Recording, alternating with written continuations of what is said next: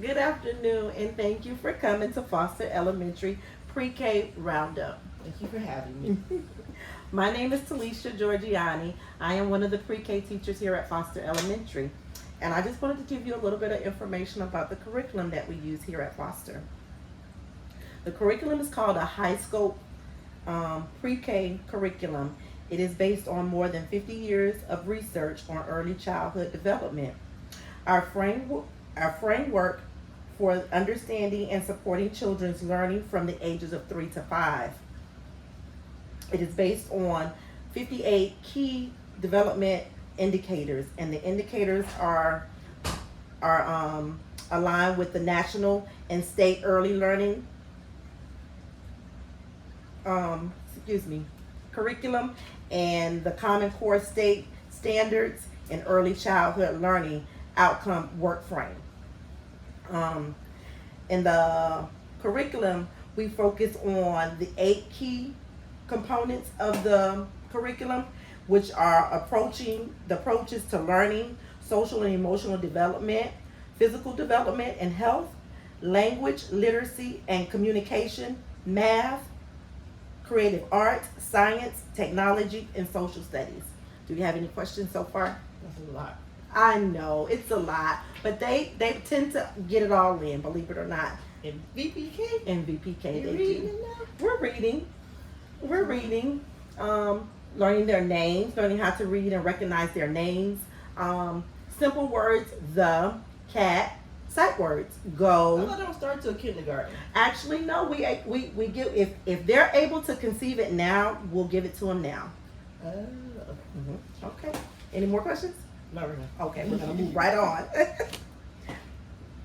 In the high scope pre-K curriculum, we focus on the child's interest in what they're willing to learn, what they want to learn.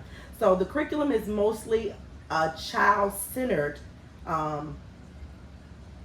approach. It's whatever the child is playing with.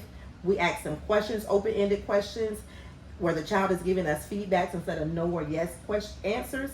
We'll ask them like, well, if they're playing in the blocks, for instance, what are you building? They have to tell us like maybe a tree, a house, a castle. Well, what do you think, what blocks are you going to use to build this?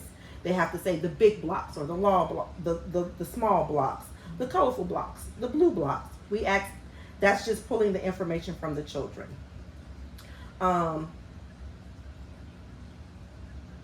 The learning environment is very important as well. It's created to have the children actively learn. It's an actively learning environment where teachers arrange and equip the classroom with diverse open-ended materials that reflects the children's home, culture, and language. The room is organized and labeled to promote independency and encourage the children to try to do their best on their learning experience. So is there like a schedule? They just scatter about everywhere? No, there is a schedule, and that is next. I'm glad you brought okay. that up. The daily routine that we focus on, we do have a daily routine. It's all listed where the children can understand it.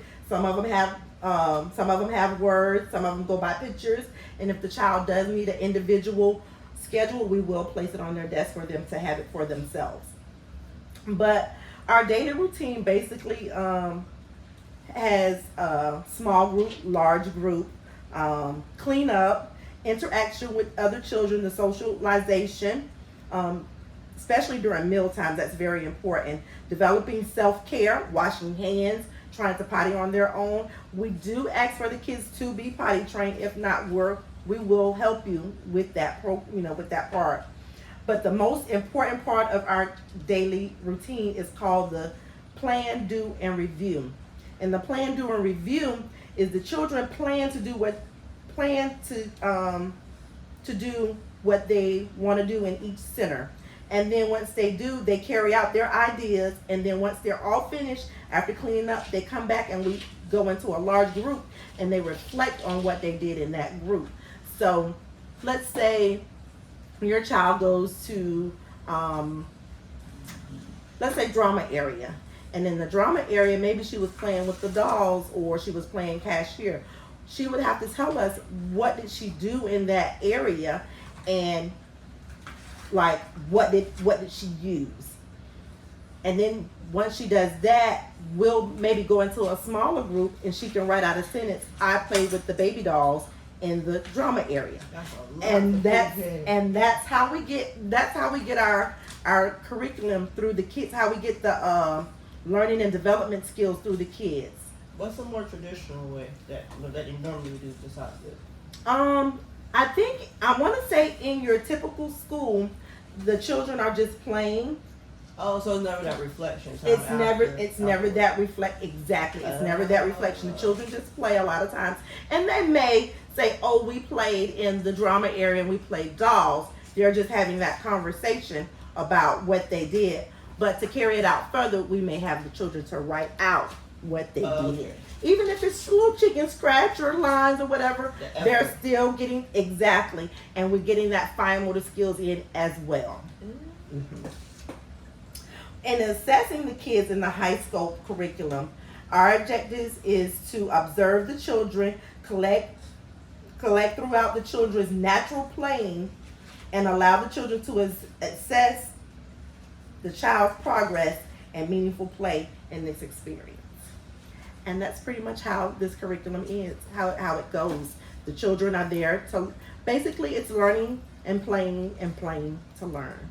So, okay, compared to a traditional sit here, do this, and In a traditional setting, the children, it's more of a paper pusher, where we're basically allowing the children to play, and they're learning what they're doing in their playing. They think they're just playing and having fun, but they're actually learning through their play.